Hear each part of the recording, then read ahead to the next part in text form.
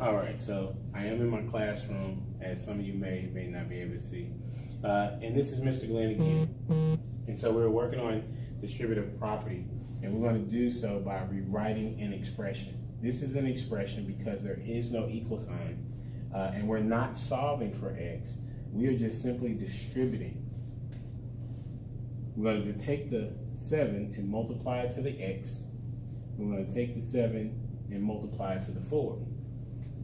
So we have 7 times x plus 7 times 4.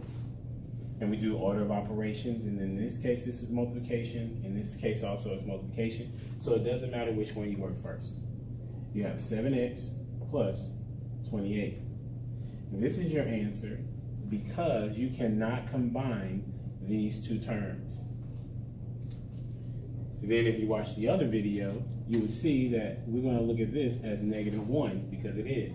It is -1 being multiplied to -5c. So -1, it may be better to put that in parentheses, -1 times -5c plus -1 times 4d. Okay, got that? -1, so we got to put the minus -1 minus, or times, should I say, -1 times -6.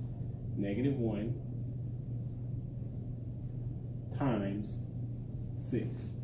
So then we multiply. -1 times -5c is positive 5c. Negative plus -1 times 4d. That gives us -4d.